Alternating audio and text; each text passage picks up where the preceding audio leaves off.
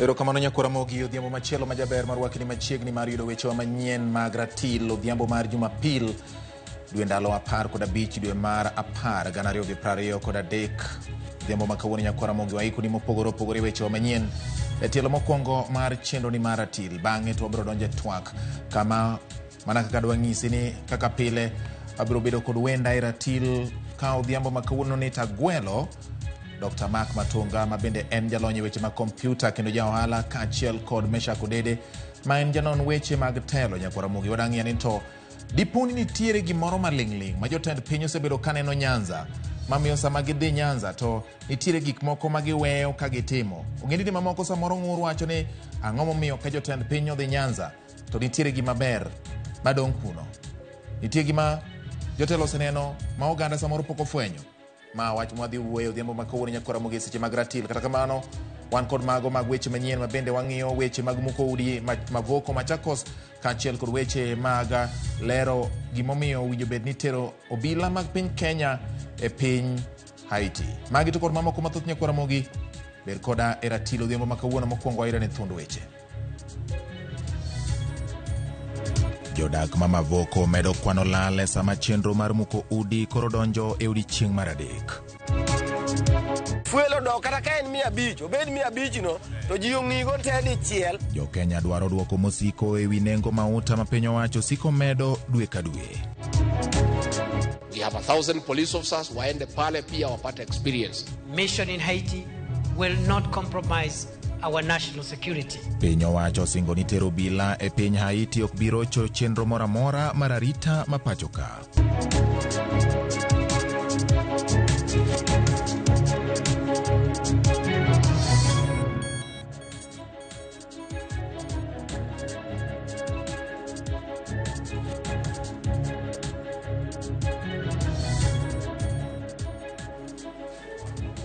Erokamano nyakora mogi kuom RAMOGI TV weche manyien na maga ratil chakore sani.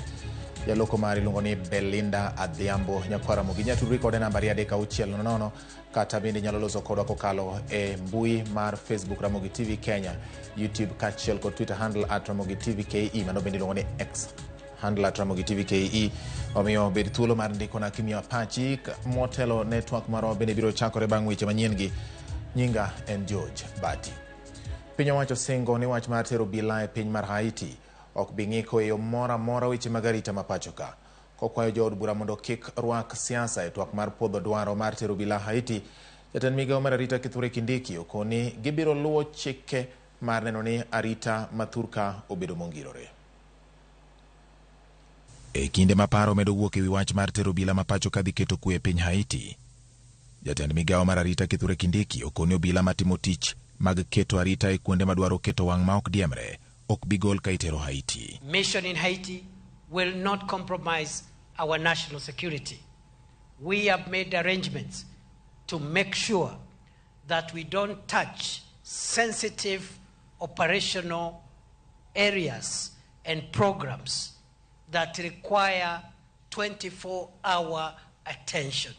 And therefore, the fight against terror, the fight against banditry, the fight against organized crime will not be affected by the deployment to Haiti. Kindiki kwayo od bura mondo kik rwak siasa e twak mar podho tero bila Haiti ka okoni weche mag arita ok owinjo bedni iriwo kod weche mag siasa. We want to ask our members of the National Assembly and Senate not to politicize security matters and to discuss the Haiti deployment as a legal obligation and as a matter of the public interest. E kinde ma jatend migawo mar arita Kithure Kindiki medo lero ni chike ibiro luw motelo ne tero bila oko mar Kenya, jalup jatend piny Rigathi Gachagua mano yuoro e alam Narok owacho ni lony mar obila ma pacho ka emomiyo duol mar arita ka riwruok mar pinje piny mangima UN odhialo Kenya kod ting'no ka oko bende ni oganda jo Haiti gin jorotenge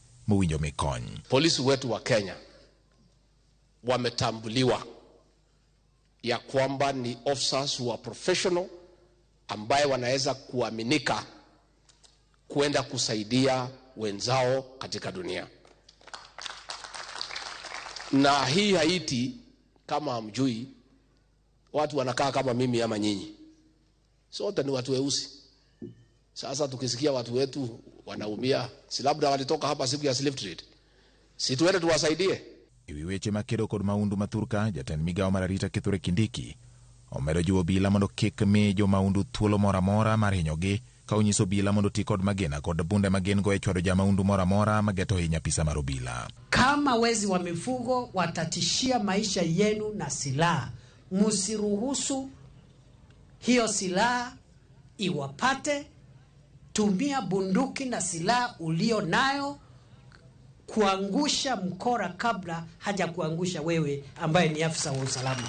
Kato biro ni paro medo wuok ewi weche mag tero obila e piny Haiti. Piny owacho singo mar luwo kenge duto kaka pend chik ma pacho ka dwaro, kapok obila go obiro wuok e pacho ka. Ramogi kowere kod ma otende kod tero obila e piny mar Haiti, wang'e motende kod weche mag jiwo kwe kod tudruok makare kind oganda. Jatend jotije mag piny owacho Felix Koskei okwayo oganda luo kod mago mag jo-Kalenjin mondo mi oriwre kendo ti kanyakla e weche mag chwalo kod jiwo dongruok e kindgi.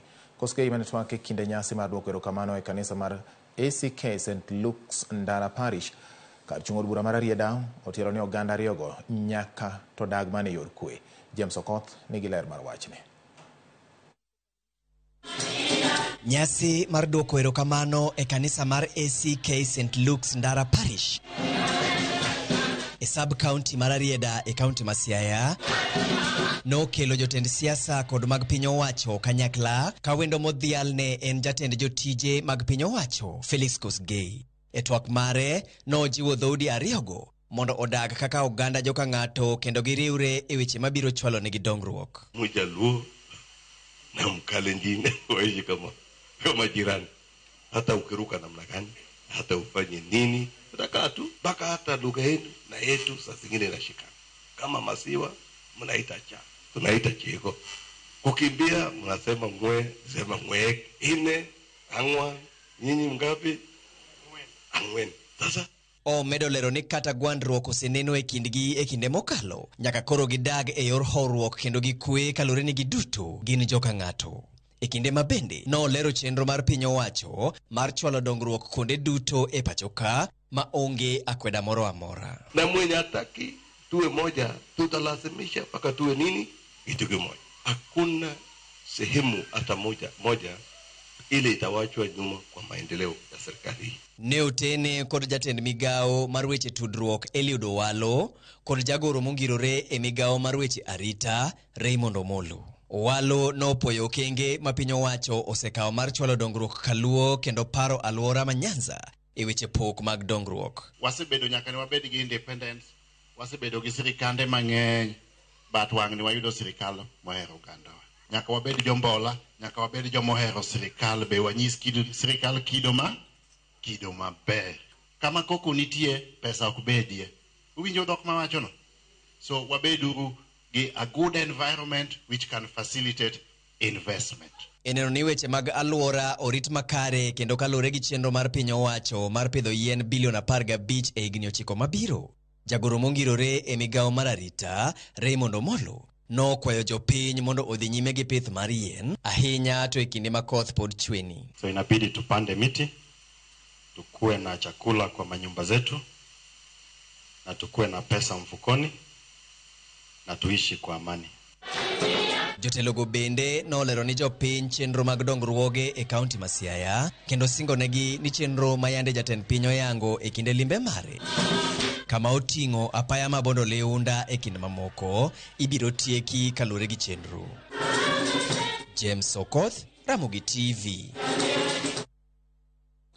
Konsudo ni oganda luo nyisi mondo mi obed motang' kendo kik wuondgi kod josiasa mondo gibed mabor gi sirikand Kenya Kwanza magiwacho ni oikore mar tiyo kodgi mana kaka ogendni mamoko. Kotelgi kod jakom mar board mar Kenya Water Towers Rashid Echesa okoni jatend piny osenyiso dwaro mare mar tiyo kod oganda jo Kenya kod ogendni mawuok e pacho kate ma okorango kaka ni jogo ombulu e yiero mokalo.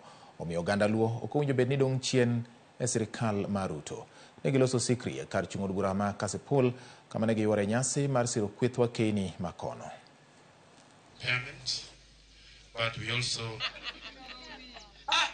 Baba na wanaazimio yale yote waliuliza, mmesikia yote yametatuliwa, na wamekubaliana ya kwamba mambo yote baba alitaka imefanya. Sasa mimi niwaulize, wakati baba anaketi pale kwa ofisi kubwa, wewe na gari kubwa, hiyo imekupikia ugali wewe kwa nyumba yako? Sio unazidi kufanya garagara yako hapa. Sasa nyinyi muachane na mambo ya wadosi, nyinyi mkuja hapa mpande miti, mimi nikuja hapa I empower you guys, mbadilisha maisha yenu. Hata mzee Raila nadhani tunazungumza na yeye, tutamleta akae karibu na mzee, lakini si kuharibu maneno ama kutuletea watu kusema na lugha ati huyu na huyu, hapana. Yeye ni mzee tunaheshimu, kidogo ile iko atapewa, hawezi kaa njaa na tuko kwa serikali. Ruto is one president that has been in Luoland more times than all the former presidents combined. And this is the man you are telling me is doing nothing to the Luo. Let us be serious about what we live in. And let somebody not tell you that anything is UDA, anything is in ODM, anything is what? Those political parties are not edible. Moko kuom jokanyo mag riwruok mar Kenya Kwanza oselipot ni idhi non duoko mar yiero mokalo.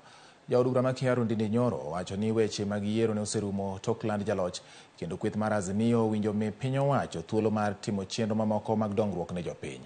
Omedo ni jokanyo mag Azimio e komiti mar twak ne ok ochwalo paro mar weche nengo ngima mani malo manyalo konyo jopiny gi kindeni.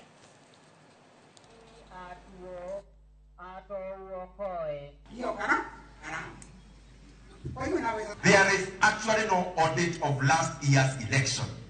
The people of Kenya are already done with the elections. The only time they are raised is for work. Na pia niwaeleze wale mlituambia mnaitisha mazungumzo ati muongee maneno ya cost of living. Vile tunaona sasa, kumbe wale wa upinzani wanatupotezea sisi wakati, kwa sababu katika ile sijasikia hata mmoja katika hiyo mazungumzo anasema cost of living. Maneno ni viti, maneno ni uongozi. I want to also make it very clear, sisi kama Kenya Kwanza hakuna siku hata moja hata waongee hiyo mazungumzo namna gani. Na mimi nafurahi sasa kiwa hapo maneno iko sawa. Wajue hivi, hiyo mazungumzo iende juu, iende chini, iende kulia, iende kushoto, hakutakuwa na salamu za handshake Kenya. Kwa sababu hatuwezi kuwa after every election ati kuna mtu anajaribu kubulldoze sisi. Na pia I make it very clear, there will be no serikali ya mkate nusu ati itatokea pahali popote. Kweth mag Azimio wuok tung' mosuo koda jatend piny William Ruto kendo kwere ni owere gi siasa ma 2027 ewi ng'ano madhi ting'o bendech Azimio.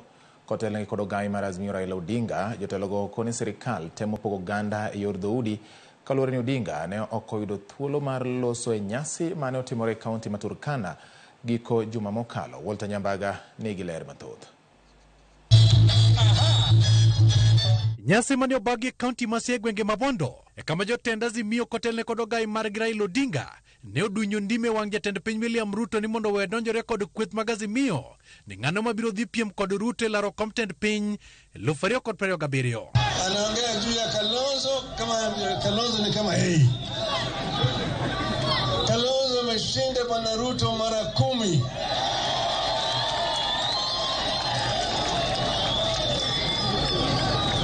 Yeye ni mtu mwaminifu. Anataka kudanganya sisi.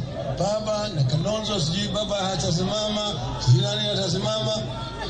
Miongoni wetu hapa mtu atasimama. Kabla ya kuzungumza juu ya 2027 ambaye atapata fursa ya kusimama kwa pande wa Azimio, kwanza anasema 2022 hatujakamilisha.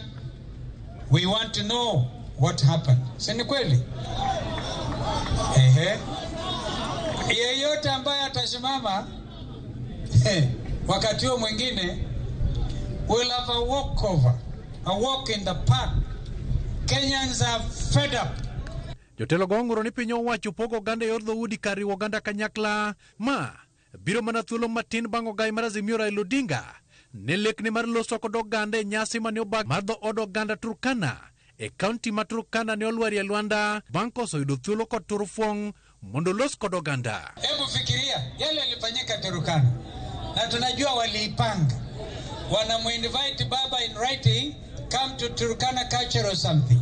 Na gavana wa kule ni wa ODM. Yeye anakubali kutumika, atunaambiwa Raila akija mpigie makelele. Raila akipigiwa makelele na watu 10, dunia nzima inasema Raila hoye. Raila hoye. Huyo mjamaa alikalisha sisi masaa 5. Tukikaa hapa na mnajua ile jua ya Turkana.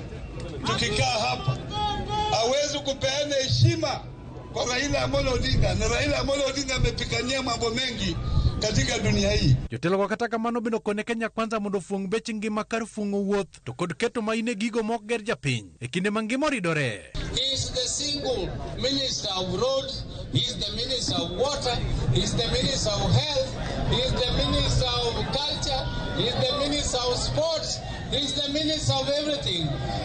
But I also want to ask you to say the truth for once. Because whenever you move around, you promise so many things. You even promise things which belong, which are devolved to make it worse. He never fulfills any of those promises he makes. Azimio bendo dhi ataro kodwa sirikal mar tero bila 1,000 e piny Haiti. Azimio nono kit nengo kata chudo ma sirikal nyalo yudo e wi chiwo kony mag arita kwe e piny mawendo kapachoka e kinde counties madhok gi to pod njore ogidore. Kila police squad wanapelekwa Haiti. Umesikia maneno? Is it a reward kwamba mmeoa watu yao? As we speak, watu wanapigwa mishale Sondo. Kwa nini kwanza wa sort out shida ya Sondo na kwingineko? Insecurity. Walter Nyambaga, Ramogi TV. Kono mogi kowere kod mago motende gi weche mag siasa to wang'e mabende mulo tudruok ma pachoka kod pinje mamoko maoko. Tend din jo Islam SUPKEM okwongo lweny madhi nyime kind piny Israel kod piny Palestina ka giloso kod ute mag fwambo e od lamo mar Jo-Salam boma ma Nairobi kotel kod Omar Mwinyi, Sheikh Mohamed Faki bende kod jaod bura ma Kamkunji Yusuf Hassan. Jotelo go dwaro mondo piny Kenya ong'ad oko tudruok margi kaachiel kod osiep gi ng'iyo magen go e kind Kenya kod Israel kendo gichung kod piny mar Palestina. SUPKEM chano bago ng'anyo e dier boma ma Nairobi juma manyien ka gisundo godo riwruok mar pinje piny mangima mondo mi okaw okang' mapiyo e wi nek kod monj matimore Gaza. Calling upon the government of Kenya to break relations with Israel with immediate effect. Africa has spoken. Through the Africa Union, the position of the African continent is well known. The position of Africa is a free Palestine. Palestinian people given their rights to self-determination and to rule themselves. We are also asking the Kenya government to dissociate themselves with the activities of the Israelis and civil relations, and if possible, send away the Israeli ambassador immediately and recall our ambassador in Israel to come back as a matter of solidarity to the people of Palestinians. What is happening now, these mass atrocities, is crimes against humanity. Chenro mag moko udi mane kod ywaruok mavoko e kaunti ma Machakos odonjo odiechieng' mare mar adek kawuono. Weg udi medo kwano lal ka udi mag nyadhi imuko moro bang' moro. Moko kuom jodak miyo sigana e wuoth margi mar gero udi masani koro osemuki kod mamoko ma ochiegni muki. Jael Lieta nigi ler mar wachni. Kamora mora ma wangi ng'iyo e lobni malachne romo hekta 4,298 e gwenge ma Mavoko, kaunti ma Machakos. Mor mar tingni mamuko udi rwaki. Kamora mora ming'iyo udi ni piny chalo kuma lweny otimore. Kata sama mor mar tingni dhi nyime, jodak makae odong' gi paro matut koma gi chim. Simon Kisoi, jariemb bodaboda, ng'iyo kaka tinga muko ode. En achiel kuom joma oyudo lal kaluwore kod ng'eto mar doho. roho imeumika kwa sababu nikifikiria hiyo nyumba nilikuwa nimejenga through Induthi. Nimesave for 5 years. Ile nimejenga ndio nimeoa kwa sababu Induthi nilikuwa nimejituma. Ndio ni save pesa, nione tu nikuwa na future poa. Lakini sasa hii niko hivi sasa nimeachwa hivi. Ondamo motin kowuok kae, Catherine Kilovo Siombua, geno mar yudo kata mwandu moko matin kowuok e odni mosemuki. Mana kaka jowetene, okia ni kiny mare chalo nade. Sasa hata nakwambia, hatuna mbele na nyuma. Juu unaona mwezi mahali huko. Hatujui tunaenda wapi. Tunapanga tu vitu. Uone vitu vikiwa vimepanga. Unajua ukipanga vitu yako, unaanza pigia mtu akutumia kitu kama Mungu anajua tu. Achiel kachiel gi muko madhi nyime, kambi stima mar Kenya Power sani okchwal stima ne jodak mamavoko, mamedo nego geno matin mane odong e mwandugi maromo milionde mag omenda. We are being taxed. Hiyo levy ya mbado ya housing, ya affordable housing. Wakati umeniangushia nyumba yangu, nimespend 5 million, nimespend 10 million, nimekopa kwa bank, na bado nyumba yangu umeangusha. Tena naendelea kuchangia ule mradi. Kusema kweli, ukweli uko wapi? Joseph mok nyinge mar adier osebedo katiyo e boma ma Juba e piny South Sudan kuom higni 14. Mae nokonye gero odni manigi kuonde nindo 7. Iye muore ni mar odni bende idhi muki. Ei odni ineno tich mano oketo e gere kendo bere. Lekne duto mar bedo gi dalane tore koneno kendo onge gimonyalo timo. Ma ok bor kode, jadak machielo ma wamiyo nying mar Emmanuel osedak kae chakre higa 2020. Owacho ni ne okuno omenda kuom higini 3 mondo oger odni. Jotije ne temo maginyalo mar reso mwandu maginyalo kapok tinga mar muko ochopo. Isama tingni medore e kardakni ma county estate, jodakia gimagitim kod kaka gidhi nyime gi ngimagi ka gimedo kwano lal mamukono okelo negi. Jailieta, Ramogi TV. Ramogi erokamano nyo kuom kete Ramogi TV gi kanyo bende wadani mondo wakaw godo yweyo marwa mokwongo gie sani. Kama bende amedo mana paro ni bang' ka waduogo wabiro dhi nyime gi weche manyien mamoko, eka bang'e to wabiro dhi nyime kod twak marwa, twak mar ratil ma bende aneno ka winda osechako molo ka kendo ikore yo makare mar mondo wabwago kod gi mbaka ka wang'e to en ang'o manitiere piny Luo ma samoro oganda pok ofwenyo omiyo jotend piny samoro ogendini mamoko neno ka gima gidwade okaluo moingo ogendini mamoko. Omiyo gie sani to yiena yia mondo kaw yugi kanyo koro mogi ka waduogo purwan gi mathoth e weche manyien mag ratil.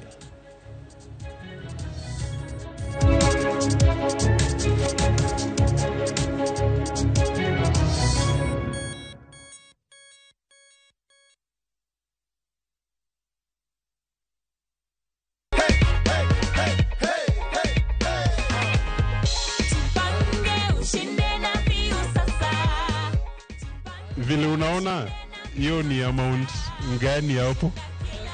1500, si ndio? Yes. Ungependa kuambia nini watu nyumbani, watu wenye probably wana watch draw for the first time? Venye naweza penda kuambia watu ni ati hii mchezo ni ya ukweli. I just dialed *487*3# na nikaweka 50 bob na mimi nikatangazwa kama mshindi na nimekujia sheki yangu. In case huku kuna niamini, you've heard it from Elizabeth, si ndio? Asante sana Elizabeth.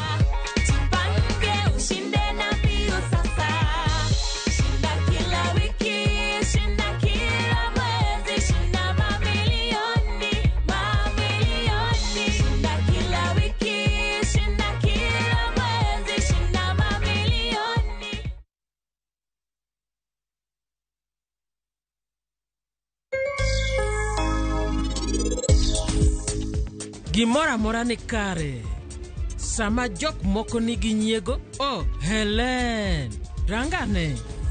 Ing'e ni ora ma anahero ni, ohero meher nyathina gi chunya achiel. Donge? KPLC tokens, Vela charges, only on Airtel Money. Dial *334#. Select Lipa na Airtel Pay Bill, then select KPLC.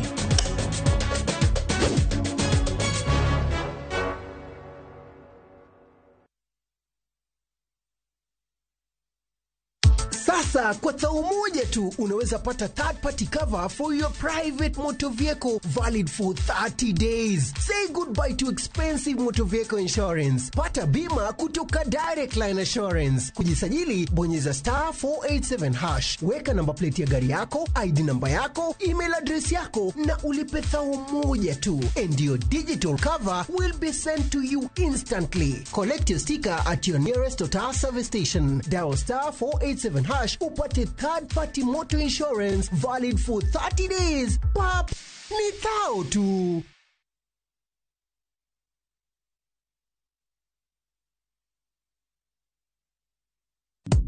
Shabikia na Mia.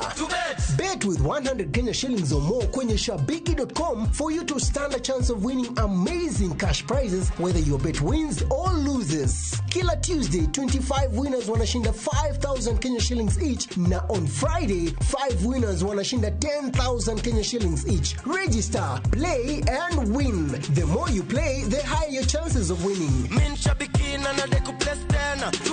Not recommended for the persons under the age of 18. Authorized by BCLB number 587.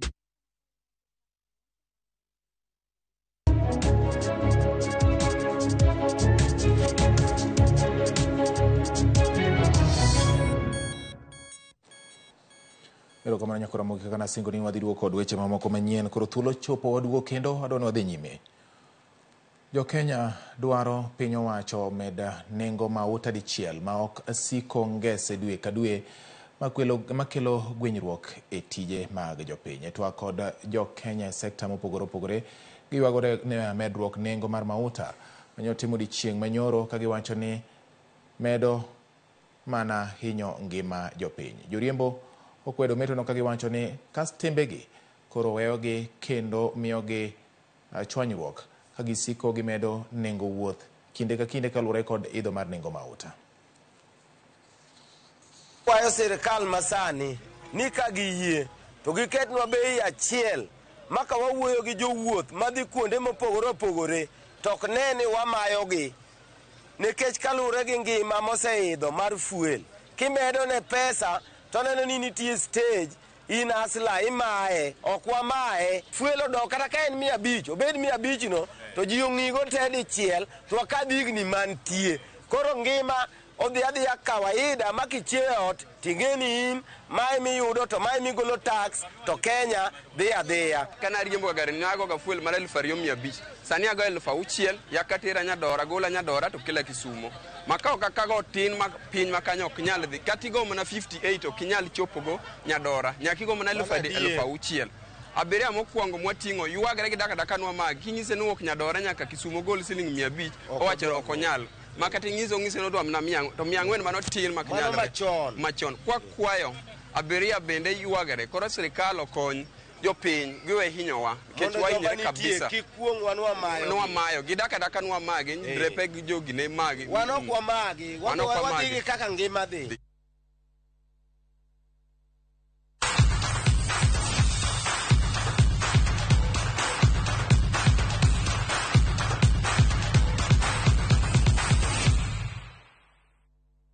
Machiegni koro wadonjo weche mag tuke. Higni 4 nyaka ne chaka gero alap mar Siaya Stadium singo podi chiwo ka igeno ni alabno gedo mare biro rumo higa manyien.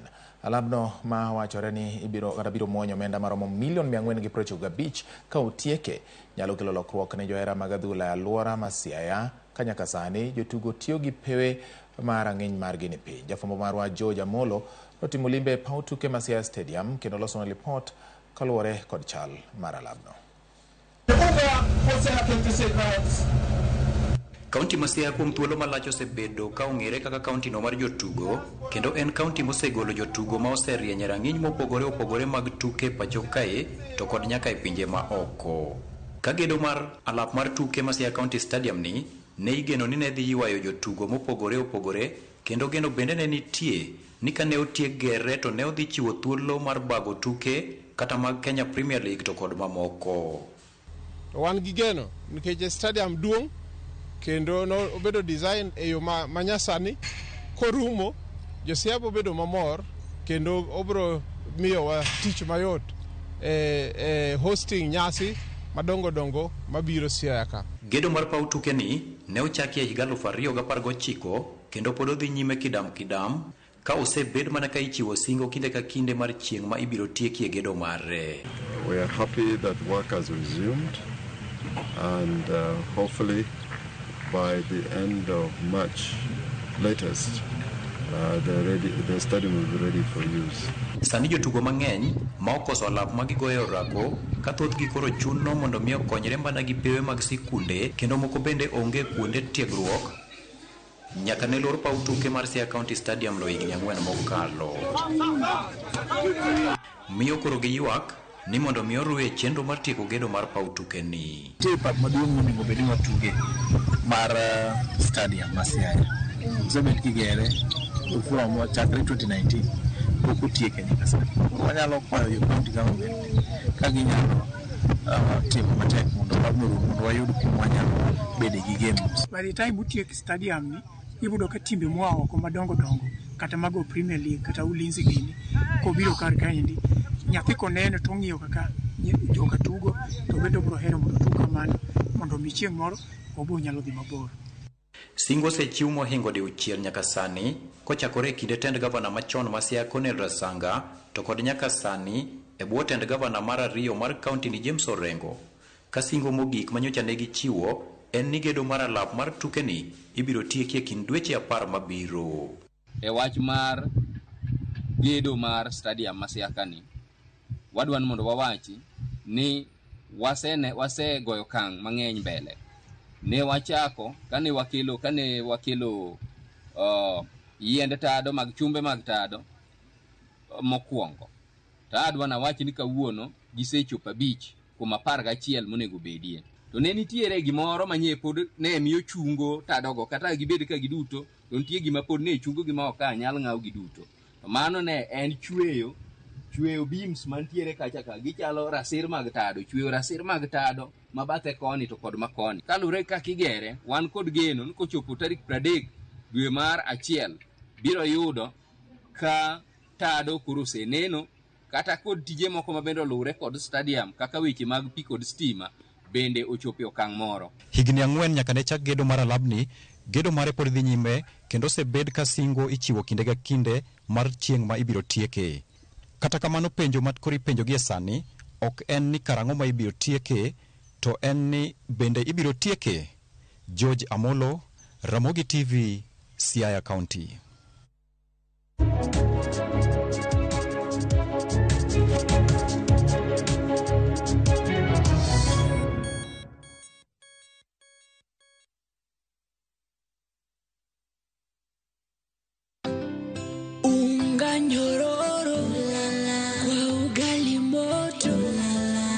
Kwa masonko basi unga ni gani niambie ni gani unga ni gani kama sio raha premium. An Bahati neging'ia ka mtoto wa mama tinde giluonga mtoto wa Kavagara. En mogo mayom rachar dum mamit to yudre kamora mora kwa raha familia atiogi raha premium.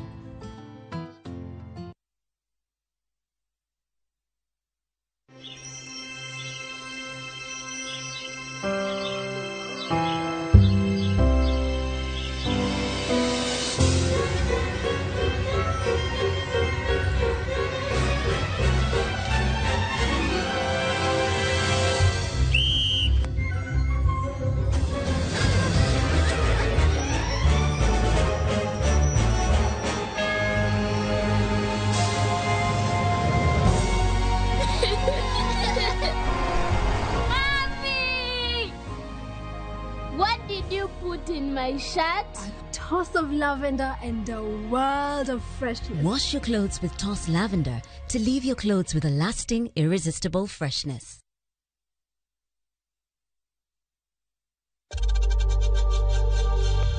We know times are tough tough. So save money by buying airtime from M-Pesa to any network with zero transaction fees. Dial *487*2# and get your airtime PAP with zero transaction costs.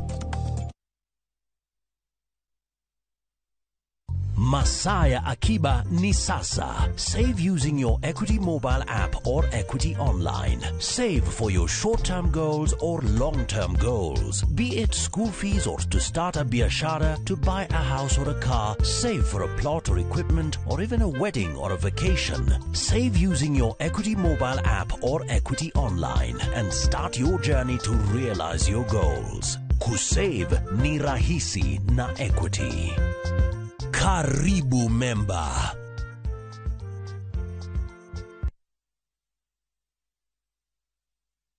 Jipange na view sasa uduogi ber mathoth. Yurthuolo mar bedo jaloch mar omenda miloyo pile ka pile ka ineno tuke malombo ji e view sasa gi siling 10 kende. Wan kod 100,000 miloyo pile ka pile, $500,000 miloyo juma ka juma kod grand draw mar $1,300,000.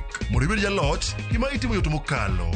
Star 487*3#, yier kama ondiki ni jipange na view sasa. Bang'e yier kama ondiki ni package mondo iyud points mabiro ketie thuolo maber mar bedo jaloch mar milionde modhuro. Jipange ushindi na view sasa. Jipange na view sasa biro mana ywa tol kokal namba mar 070966700. Weche kod chike mantie nyaka to luw.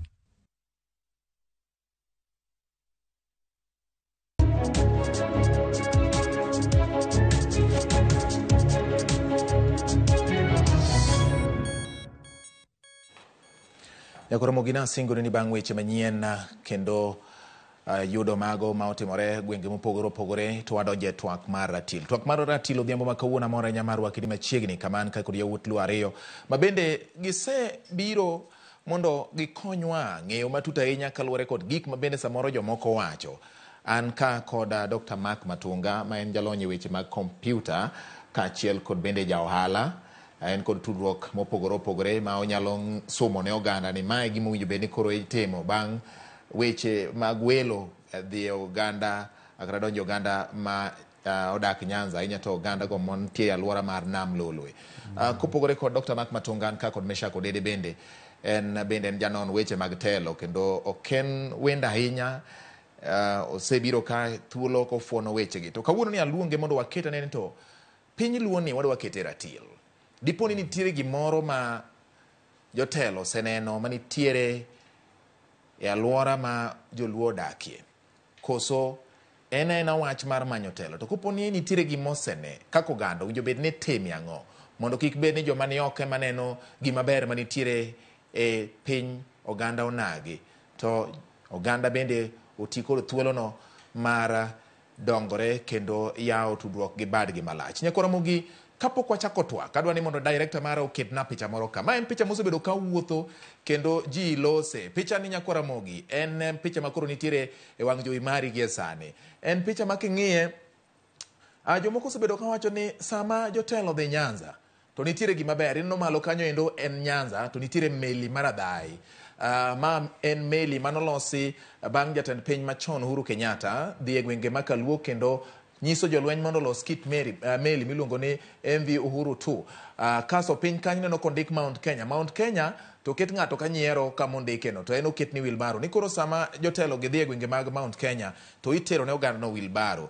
Jomoko na winjo ka wacho ni wheelbarrow nikech gin jopur samoro rabuon mago ngwacho kata waru iting'o gi wheelbarrow to oganda ma joluo to gin jolupo koro gidwani mondo gidhi e nam gi meli. Okang'e ka tinde lupo samoro itimo gi meli. Ang' ne onyiso ni kech Mark Matunga daktari en wuode nam. Yakoro mogi mae kama kelo e twak marwa odhiambo ma kawuono. Dr. Mark Matunga machiegni.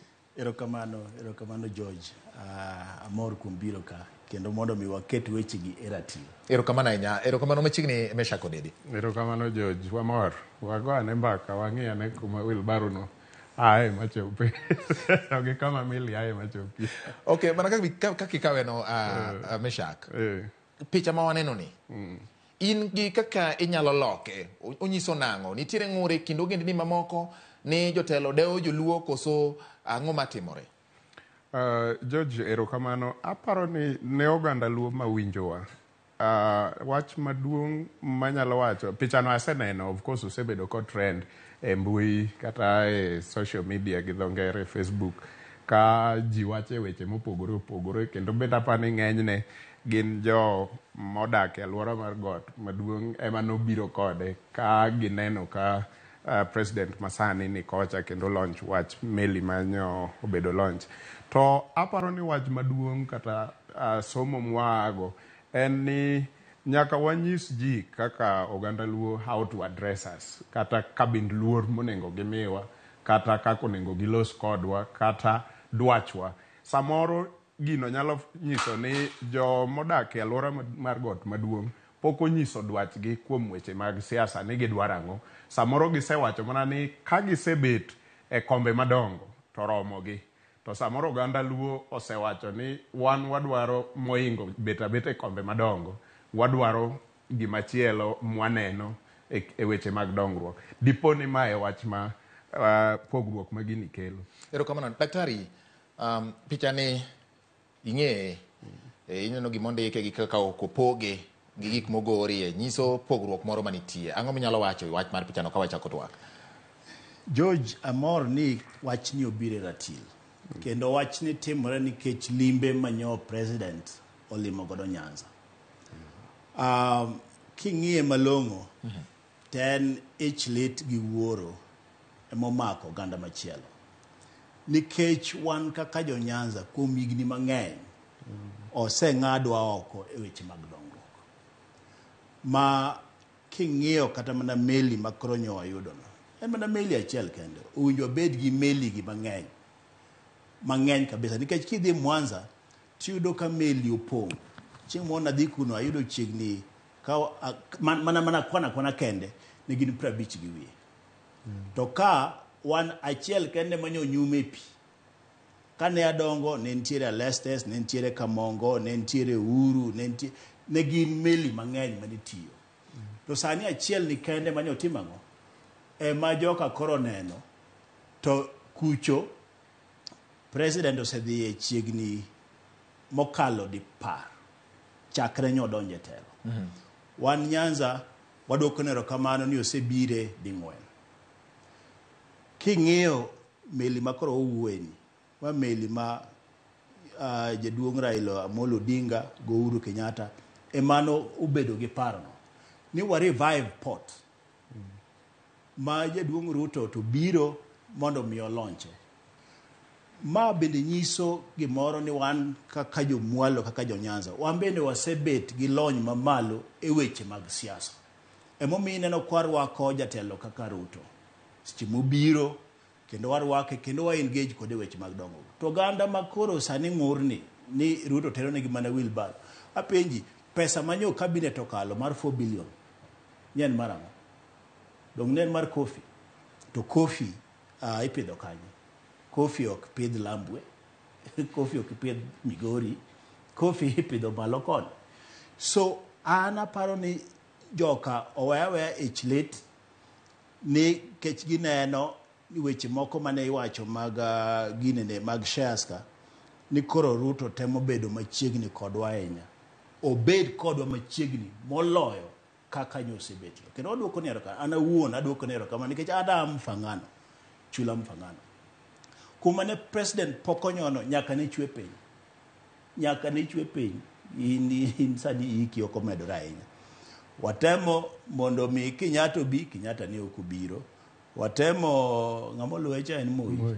Gigni 20 gang'wen ne okubiro. Kibaki mano koro yudo ka ambende koro ase Amerika aseduogo ka koro watemo matin mondo mi wane ka embe onyalo biro, okubiro. Uhuru bende Uhuru Kenyatta bende watemo ni mondo mi ochopi. Koro nyoro ni sabato mokalo emane William Ruto biro. To biro neno kende nitiere gik mang'eny motimamo. Mo otimono kata mabro timore no gibiro neno kende. Miyo wach mar wheelbarrow ni. To wheelbarrow no bende gik moting'e iye no konyiswa ni gin ang'o. Wheelbarrow no ng'eni kamoro ting'o kata mana gold e iye kanyo madhi Mount Kenya. Koro ma bende nyiso wadieri ni telo mantie sani ni nigi chuny mar konyo ogandawa. To kik wiwa wil. Yes. Ni magi gin gik mane jok manogore ne Uhuru nopango. King'iyo ibro yudo ka Jaramogi gi ng'i Tom Mboya gini nopango gigi. Kaeto e telo makoro luwe mar Raila Amolo Odinga koting'o Nyong'o gini bende nochako timang'o, nochako pango gigi. Makoro nyoro nya Raila odonje handshake kod Uhuru ni. Emineno ka koro wayude meli no gi gik moko bende matin kata obed ni wayuak ni handshake ne ok watimang'o, ne ok wayude gimoro motegno. To ero meli wuoke. Maruto koro donjo ni. Ing'eni Ruto ne nyalo wacho ni meli no ero selose, Uhuru mano lose, koro beda kanyo. Mochako top kendo. Te en obiro wach ni meli ni kose los kama madhiang'o nyuol yang'o e akwadana. Omonda kawe akete ipi. Mondo med konyo ok Kisumu kende, ok Nyanza kende, omed konyo aluora marango mar East Africa. Makata bende jogot mayuak go. Bende bro yudo mana thuolo ma meli no bende bro timang'o. Konyo gi. Ana dwaro ni gibede mang'eny moloyo kanyo. Ikaber to gibeda par. Ega ka iga oyuda chieng. Ero kama na Nyamesha. George, nitie gima jopiny samoro semis ma ok gi understand gi wach meli. Ang'e ni mano to mana siasa ma ji wacho ka gi kacha nikech e Kenya kaka siasa wa osebedo en ni ilarruok. Wachalo nyithindo madonge dala ma kech ng'eny. Koro koket gimore mesa to ng'ama tek yudo mang'eny. Ilarruok ng'ama nyalo chiemo piyo piyo. Ing'eyo joma nodonge gweng' kawani nitie mier moko achiel ma samoro ne mogo tin. Koro koket kamamo keto kuone mesa to ng'ato nitie malwete tek. Mabade boyo. Mabade boyo kata ma lokro ne ber omuonyo piyo. To ng'ama chielo iyudo ka samoro jaduong' kane nitie to ng'wenyo kuon moro keto ne kata nyathi machogo ma pod yom. Ing'wenyo moro kandi keto ne kata bed ni ji te ng'wenye sana achiel. Koro ma e kaka siasa mar Kenya samoro bedo. Kwa dhi e yiero kwa tieko. To nenore lela ni ka ng'ama kama obedo president to gik moko nengo dhi kore kata kuma ne en e gosiep maduong' ahinya. Mata e larruok mantie. To gima ji onengo fweny gi wach meli no. Meli ni itime kaka national project mar piny Kenya te. Manyiso ni ka meli nya winjo ka William Ruto wacho ni meli ni koro romo ting'o 2 million liters mag mo kaka logo tero loka kocha Uganda. To gi ma kosego Uganda kata pinje makocha to ginyalo dhi nyaka pinje mamoko mar landlocked kaka Rwanda gini. Ma nyiso ni en ohala monengo bed ni jo Kenya te bedo mamorgo nikech ka wating'o mo lita milion 2 watero kocha, revenue no en mar Kenya. Mane momi igero gik machalo SGR gini mondo Mombasa koket goods kocha to kalo piyo to kodonjo Kisumu ichaki loke meli to meli ni kocha. Meli ni nyiso no bro dhi kata mana Tanzania, obro dhi kuonde e dho wedhe mag pinje mamoko moluoro waka. To ohala ma meli ni bro timo ok en mar jo Nyanza. Ohala ma meli ni bro timo en revenue mabiro ne sirikal, to sirikal chako miyowa godo huduma. So konengo bed ni jok maonge ma ok odak e alwora mar Lake Victoria winjo ng'ur e wach gik machalo kamano. Right. Rokamana, daktari, nawacho ni jalonye weche mag kompyuta kendo isewuotho moko kuom pinje yore mag tudruok en achiel obed ni en mar lony kata maching gimoro amora dwaro tudruok e ka mondo mi gitiyo makare kendo mapiyo. Lime mar jatend piny e gwenge ma Nyanza, ere kako nyalo yawo tur oganda Nyanza, ere kako dhi yawo ne oganda Nyanza nikech Nyanza ka samoro en miriambo kata en adier ne osene oganda ma wuok e alwora mar Nyanza ahinya osebedo kiwacho ni ok gisebedo ka gitiyo maber gi nam maduong' manitiere but kuonde ma wadakie. Kendo wacho ni oganda jo Nyanza ok ong'eyo ohala ahinya. Limbe mar jatend piny gik manowacho ni idhi chuogi makoro waneno ka samoro dho wedhe ma meli nyalo gowe bedo mang'eny ma be yudo kamoro nitie wacho ni samoro bende moro nyalo bedo yo Migori kocha ne kamano Kisumu cho nosegere moro sia bende nitie gi dho wedhe mamoko. Ere kaka ma nyalo koro keto ganda luo mondo oyawre ne dongruok kaachiel kod tudruok mag ohala gi pinje malibamba? Abro chake George e wach ohala komondi. Yes. Nikech sani ohala no e yo ma ji nyalo konyorego. Ing'e ni ndalo mane jo wadhi skul wasomo mar mondo mi oyud tije, wati tije mwade tai, wadhi wako suit, wadhi office, watiyo imiyowa msara. To sani e kit ngima ma sani to chuno nyaka ji timo ohala. to ohala ni nitiere gimoro mitimo ma nyaka bedie mondo ohala otimre. En ohala en kaka Kisungu wacho ni movement of goods and services. Mago nyaka akacha madhika mondo koro kiloke pesa. Kinyalo paro kane Jaduong' Raila ochung' apani ne 2007. Mano chiwo manifesto mare. Mano wacho ni namba 1 en ang'o? Infrastructure. Namba 2 en ang'o? Infrastructure. Namba 3 en ang'o? Mane gima ne Raila wacho ka. Weche mag tudruok gi. Weche mag tudruok. Very, very important. Mane momiyo ineno ka koro waloso weche mag tudruok kitiyo kod nam kelo wacho wala e yo mayot. Iwinjo ka nyawadwa wacho ni en gima yot mondo misani wakaw kata mana million liters gine million ariyo wanyalo golo ka water kocha wayud revenue. To tudruok en gima muhimu nikech president nyoko launch mana weche mag nam kende. Nyo o launch bende barabeche moko mowinjo bedni timore. Moko no chaki to kwamo kaka ma Ambeta, Sindo, Sori ginene Magunga Sori. Mfangano bende nyo olosonwa ndara moro kanyo ma 53 kilometers. Kuon mamoko bende oyawe ndara. So oken nam kende. En kata mana tudruok mandara di. Onge kaka nyalo timo wala. Kata mana e weche mag computer ka. Mondo mi succeed e weche mag computer, tudruok mar computer kata mana mbui. Nyaka ibed gi gimiluongo ni tudruok infrastructure. Magolo wach ka, tero kanye, tero kacha, e koro ka bende wachno donji. Miyo e seche makoro President Ruto okao ni wach tudruok no en gima muhimu. Ma oloso daraja ma Kindu Bay, oloso daraja ma Homa Bay, oloso daraja ma Mbita.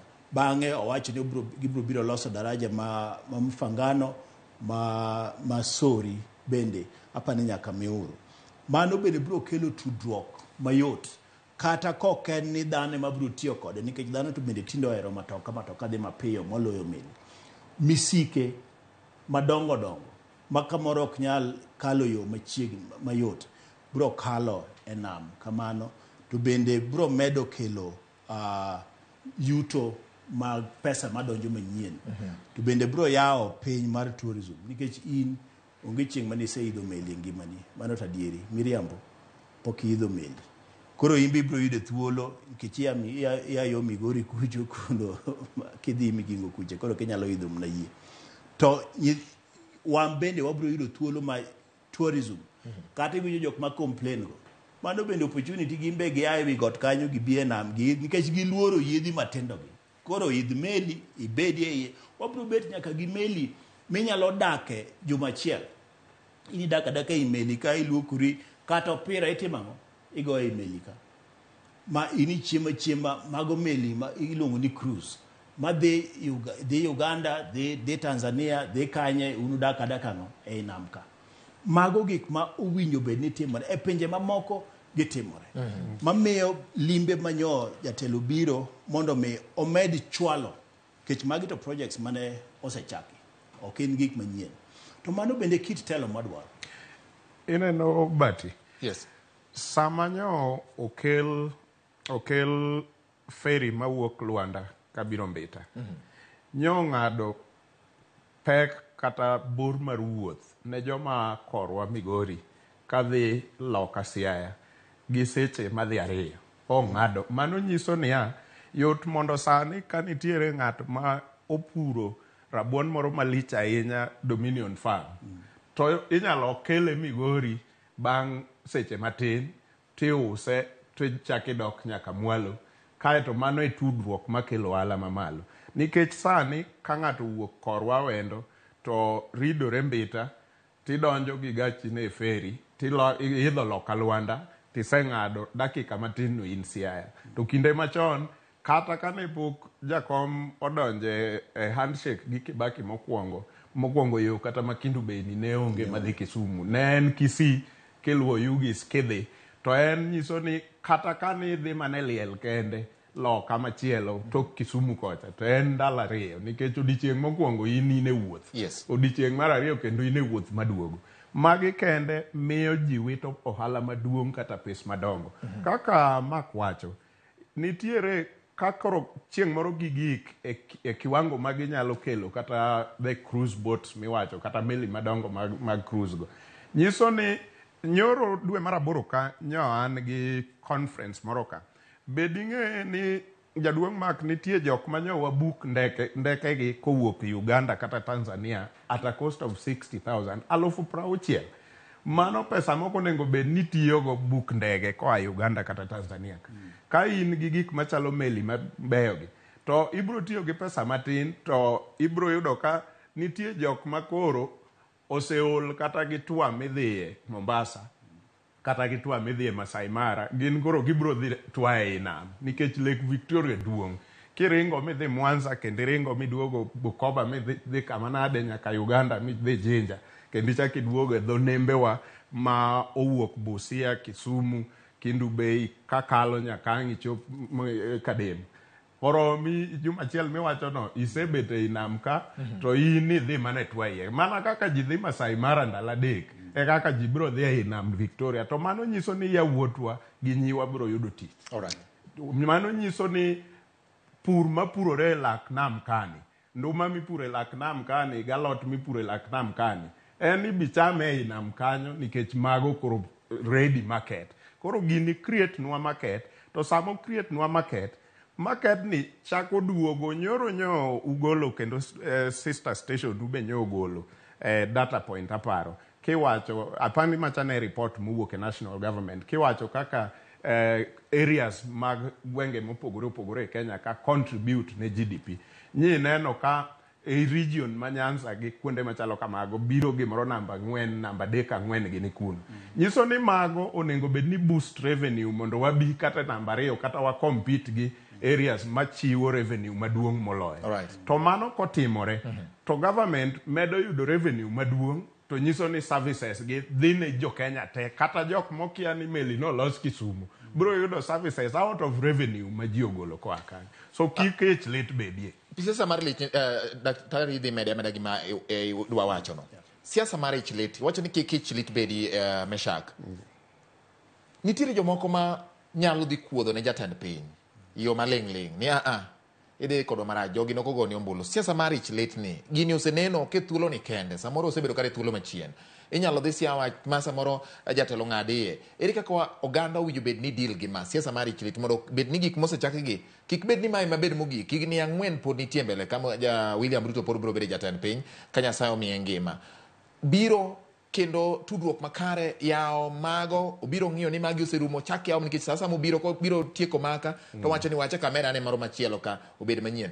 Siasa mar lit ni ere kaka orwade deal kode nikech oganda obendore no oganda ma ji ong'e ni tok gi tek bawach bende gi bawach samoro ka gimoro chwanyo gi modonje chuny gi mani kokidwar ni kelnwa to kare bed ga beda wan koro gino kochuno. Iwinjo George. Yes. Joluo nowacho ngero mo en ngero akeni iluonge nang'o ngani ng'e ni dho suba ni mang'eyo. Nege wacho ni kalango kunie. Yes. To wan kalango literally. Sani gini kalango. Wan kalango. To koro wawe kun. Miya thuolo go ne jaduong' Raila Odinga erokamano. E limbe makoro nyo Ruto biro mar development. Makoro wuotho Nyanza mangima e piny Luoka. Wuotho Siaya, wuotho Homa Bay, wuotho Migori, wuotho Kisumu. Ni neno ka governors mawa uwuok oko moriwore kode e wuodhe gi te nikech gin wuodhe mag dongruok. Mamano ni neno ko okelo paro moro manyien. In fact, an gimo mini winjo ka wacho wach kalango cha. Yes. Wabunge wa owe kun moko manono bi. Nikech ka wan kalango ok inyal kuno. Chenro mar dongruok mar sirikal en ni sirikal matiyo no e maloso proposals magi paro ni magi weche mag dongruok kaluwore ka gi map Kenya mangima. Bang'e to gikawo proposal no gitere bunge to wabunge ng'iyo giwacho ni matik moro manyalo wacho mag gweng' gi bende wacho ang'o mag gweng' gi to bang'e giwacho ni ma kore mwatimango mwapuodho koro sirikal kaur mondo temang'o mondo mi utigo to sirikal bende jatelo mantiere no mano sirikal maduong' jatelo mantiere no odhi ng'iyo ni nyo wachoko osuru to mera jachoko osuru biya nena ka tisechoko pesa di mae pesa masetimogo masechoko be nitie moro gowi moro ginene minister mar finance nitie gowi moro ma bende nyo aolo mondo wamed go di koro mae mowango koro gichako timo gimiluongo ni prioritization kanyo bende pod chuno ni jotendwa ma wayiero pod nyaka engage sirikal seche ma gitimo prioritization ni giwinjo seche ma koro ikawo mwandu miyudogo ma in godogo kipogo ipogo ma bende nyaka timang'o nikech ok giyud ga te ok gichok ga osuru moromo gik motimang'o mwadwaro te kata moromo kaka ne bunge otimang'o koro kinyalo wacho ni an bunge nyase ng'ado gine bunge koro bro timang'o bro timore kata ni wan wachulo osuru Kenya te chulo osuru miyo nitiere kaka chuno kata mana pinje maoko gi pod gi engage ga gi buoyo ka kot sirikal mondo gima no kale bunge cha pesa mantiere matin no mondo be gimbe otimang'o opognegi koro wabet gi chuny moro mano bende mane jakom Raila Odinga neno wacho ni Ruto bi jothuru orwake uru governors wanyo wuok orwake MPs wanyo kaneno owinjo be ni gimbe gibiro giriwore gi jatend piny mondo mi gik mane gikalo ka gisieme ginyise ni oyo gichane wakalo pesa mobiro matino wan oseng'adwa oko ndalo mang'eny wan miwago under affirmative action be mano gima wacho ne mfangano nikech wan nong'adwa kuom higni mang'eny nam ong'adowa piny ong'adowa siasa ong'adowa ang'o ong'adowa wan koro wan kundi miyo sani wakwayo gik moko on affirmative action ne wan gini nyaka tim gini ineno ndara ma koro iwacho mawinjo be ni kale dho nam ma Busia to kalo dhi nyaka cho wuotho rumo e dho nam ka mago ndeche mane mbuya gine mano oplan to pare ni sirikal bang' sirikal pok okete iwinjo ka Meshak wacho ka ni ndara moro ma gine ne ma Kindu Bay Homa Bay ne ndara no obudho ing'eni nitie kamoro kacha miluongo ni Ochoto Dong ing'eni ji kawe ga mopogore an ang'eyo ni kanye kuma ne lamo tomang'o ochotgo to jomoko dong gi kanye kuom higni mang'eny kata mane bug sirikal jomoko to ne ndike ni osetime miyo sa siasa mano ok mon ji goyo siasa be ok mon ja ODM bedo ODM ok mon ja UDA bedo UDA president en mar Kenya te mano to amiyo governors wa puoch gi pak to wabunge wa osko zero giae kun moko manono gi wan wadhi mbele gi development ng'ato kadwaro engage kisiasa to menyana mana kode omundu ni mae gimotim to kibed gi kun moro to ayenje bende wawe yanyo ji ayenje moko mitho yanya ji ng'ato kini jatelo weri ga yany engage e weche mag development mane momiyo nwa yieri an achaka medo nuoyo ni agone governors waero kamano to kendo nyithindo bende manyotemo waziri Owalo to gi katibu Rei gi joma moko mutiyo matek mondo mi president obieno e odongruok Raila to be agonero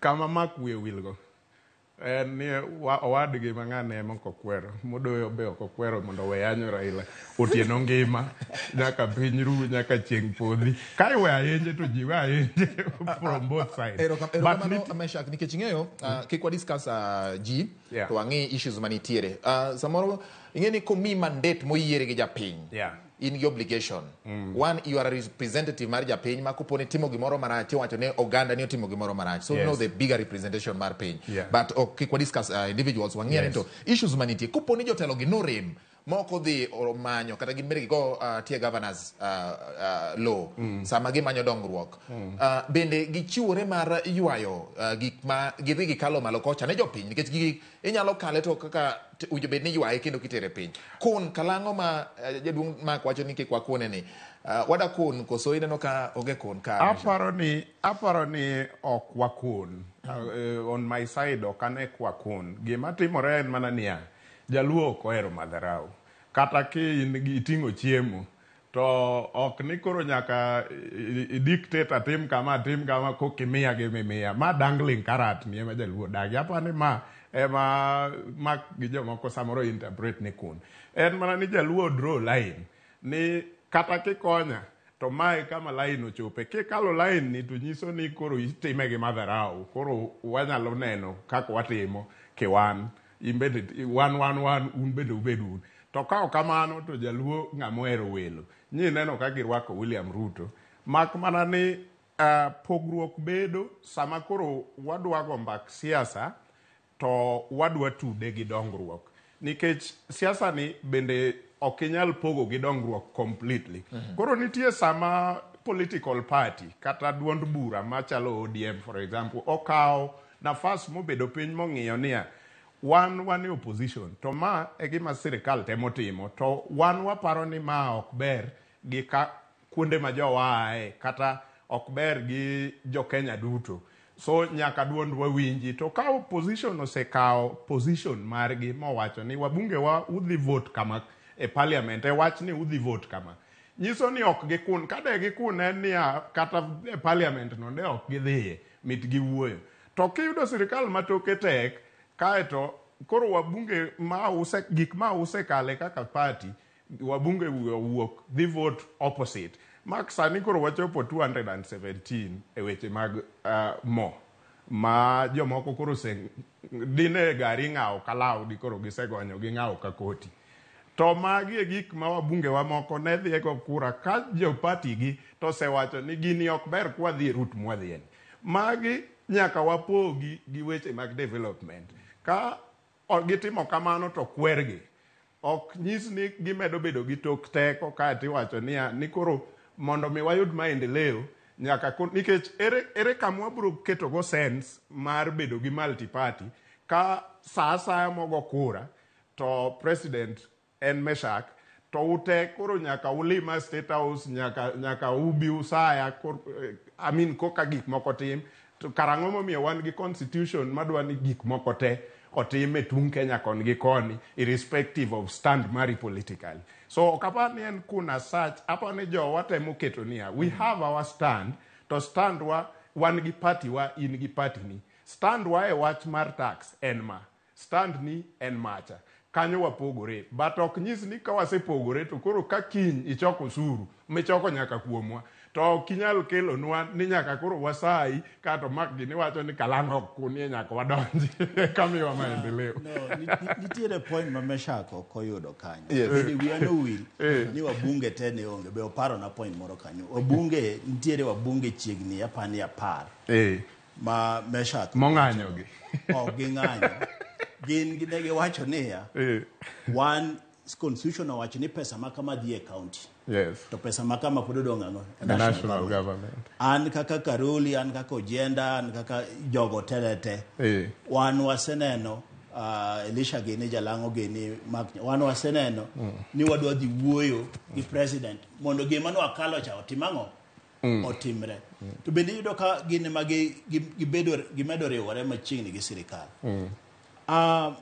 Weche mag dongruok weche mag demokrasia mar siasa okowulo ni e thuolo ni te ni nyaka yie gima pati wacho dong wawacho ni mondo mi ni demokrasi marwa owinjo chal kaka pinje maoko George Meshak igani kende an kaka Mark Matunga asewuothe pinje 21 igani kende koro wawe wacho weche moko ni mo oidho Kenya ka ok en Kenya ka kende kamora mora madhiye maidho taxi maidho kata tuk kata maidho japiko iyudo ka kit lokruok mar ngima mar economy olokore kabisa e piny ngima mano namba 1 namba 2 sani wawacho ni wadwa bedo kaka America e democracy mabende wakopi sani dong ineno ka gionge gi speaker mar parliament otamo gi yiero nikech nitiere jo party moko mowacho ni oyo wan kama ka kwatimo chingni ginene wabunge 15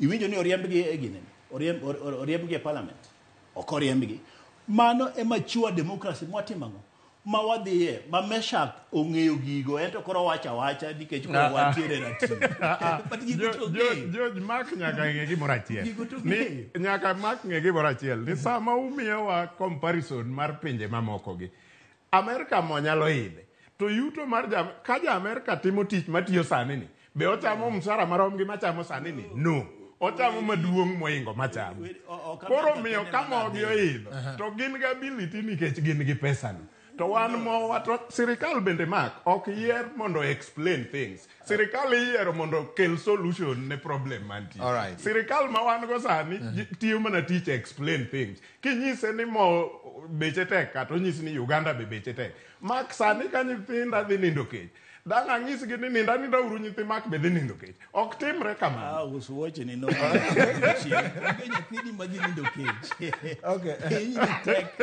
tek amora mora ok Amerika kende madiang' apim godo apim Amerika gi wachang'o wach siasa mar democracy nikech waduto te mane gimapimogo nyocha an Botswana an Malawi iyudo ka piny tek kode kendo anyisie odhi bede matek moloyo matin kaluwore sani koro gi lweny ma koro chakore Israel mano to waikre ne kaka jo Kenya obedi kaka jo Nyanza to mano to gimo nyaka waikre inyisowa ni sawa orumo nyaka waikre kaka oganda Meshak ming'ado wapi nyaka waikre kaka oganda chako pimo gini ratira no kosechwako kama wine chimilo area nyakora mogi mane gichakruok bedo gi giko ting'e ni ko wawe ko mit bende tin ne mit ne samoro obiro dugo ka kendo mondo wachak wagane mbaka ka gik moko timore gima duong' mowach ka en kaka oganda nyaka koro wapim ni to siasa chopo kanye dongruok chopo kanye kata koponi nitiere gik moko maneno ka kalo to nikech wang'eyo ni wan gi tieng' mabiro manyaka wakedne gi sani mana kaka jodongo kano kedo ndalo mag uhuru mae thuolo mwanyalo kedo to mana kwa ywayo gik ma nyalo chopo ne oganda wa kaon kamano Nyasaye mondo mi obed ilo jomosiro weche manyien kaachiel kod twak maro maratil wendo na Meshak Odede kaachiel kod Dr. Mark Matunga Nyasaye mondo mi obed kod in bende mikaw thuolo mari keni neno oriti masani Nyasaye mondo mi oriti